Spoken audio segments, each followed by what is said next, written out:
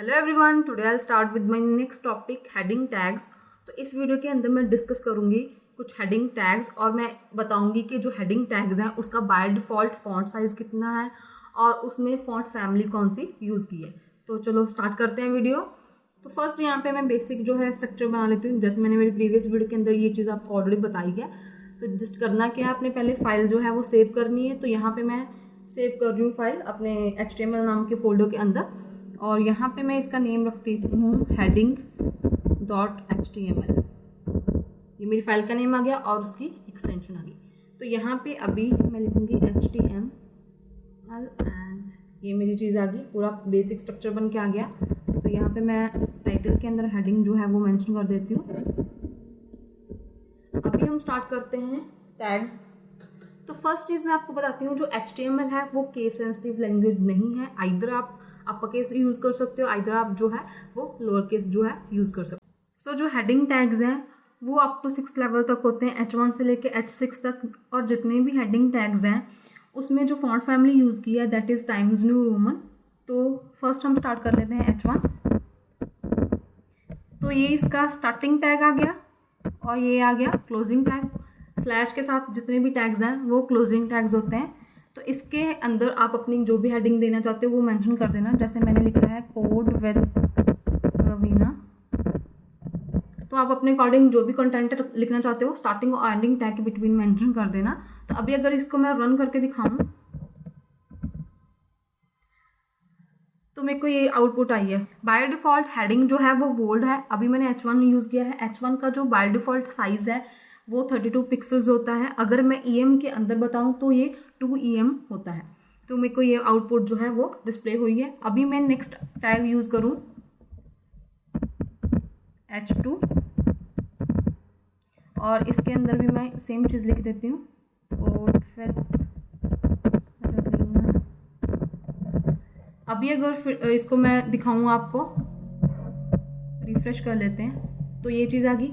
अभी एक चीज़ है, H1 जो है वो मोस्ट इम्पॉर्टेंट टैग बोल लो और H6 जो है वो लीस्ट इम्पॉर्टेंट। इसके अंदर जो है वो साइज जो है वो वेरी करता है। अभी H1 जो है वो सबसे बिगर होएगा, उसके बाद जो साइज है वो डिक्रीज होते जाएंगे। H6 जो है वो सबसे स्मॉल होएगा साइज के अंदर। तो यहाँ पे मैंने H2 यूज किया है। ये भी बाय डिफॉल्ट बोल्ड है और इसका जो साइज है वो 24 पिक्सल है। और अगर मैं EM के अंदर बताऊं तो ये 1.5 EM है। और आप अपने अकॉर्डिंग कोई भी हेडिंग जो है वो अपने वेब पेज के अंदर लगा सकते हो। नेक्स्ट हेडिंग टैग है दैट इज H3। इसके अंदर भी मैं सेम ही दे देती हूँ, आप अपने अकॉर्डिंग टेक्स्ट जो है ले लेना H3। तो अभी अगर मैं दिखाऊँ आउटपुट तो ये मेरे को कुछ ये चीज़ आ गया। तो अभी देखो साइज फिर से स्मॉल आ गया। तो जो H3 है उसका साइज जो है वो 18.72 पिक्सल होता है। और अगर मैं EM के अंदर बताऊं तो 1.17 EM होती है। और बाकी जो मैंने ऑलरेडी आपको बताया है कि जितने भी हेडिंग्स हैं उनकी जो फॉन्ट फैमिली है वो टाइम्स न्यू रोमन होती है। उसके बाद नेक्स्ट अगर दिखाऊं H4,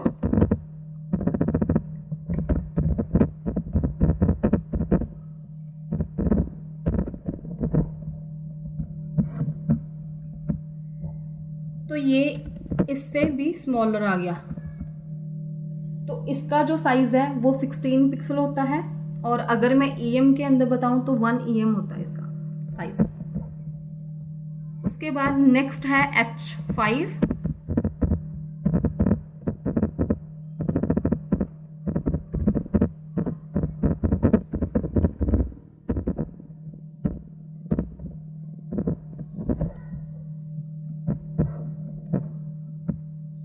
H5 जो है वो इससे भी स्मॉलर आ गया। तो इसका जो साइज है वो 13.28 पिक्सल होता है। अगर मैं EM के अंदर बताऊं तो 0.83 EM होता है। तो आप अपने अकॉर्डिंग देख लेना आपको कौन सा साइज जो है वो चाहिए। और लास्ट जो है वो H6 आ गया। इसके अलावा कुछ और नहीं होएगा। H7 H8 ये नहीं होंगे, आपका H1 से लेके H6 तक ही होते हैं। और ये आपका सबसे स्मॉल साइज में आएगी हेडिंग।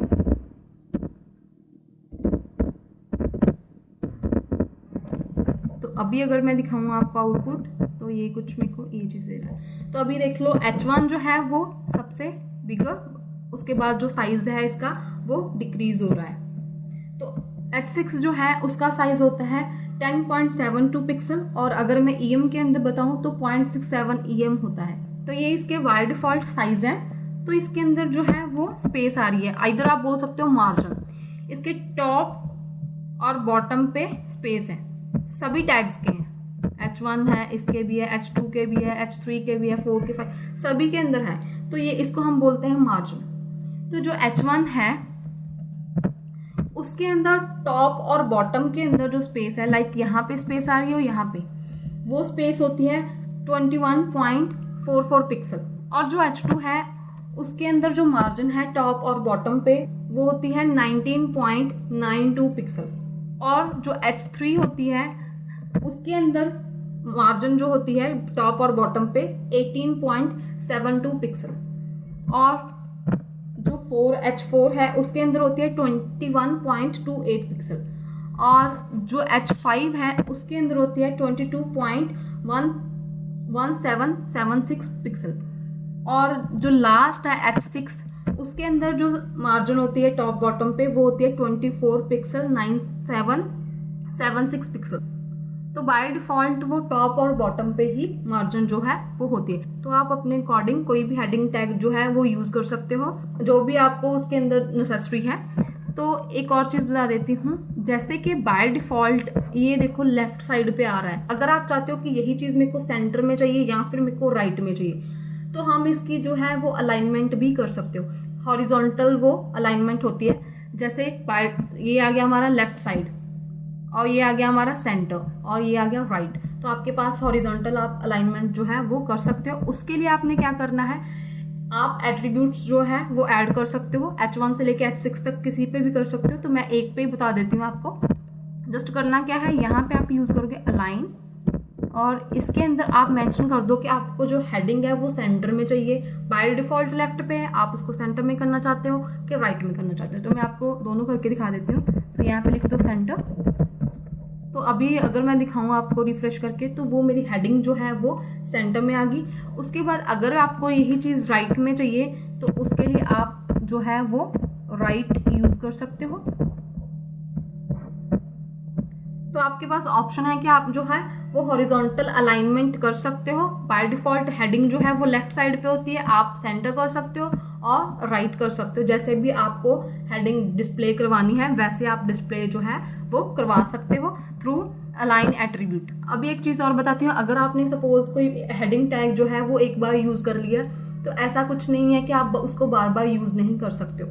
आप एक हेडिंग टैग को बार बार यूज कर सकते हो। सपोज यहाँ पे जैसे मैंने ये वाला जो हेडिंग टैग है H1 पहले यूज किया, तो मेरे को फिर से मेरे पेज के अंदर चाहिए, तो आप इसको फिर से वो चीज यूज कर सकते हो। सपोज इसके अंदर मैं लिख देती हूँ HTML। तो अभी अगर इसको मैं रिफ्रेश करके दिखाऊं तो वो चीज आ गई।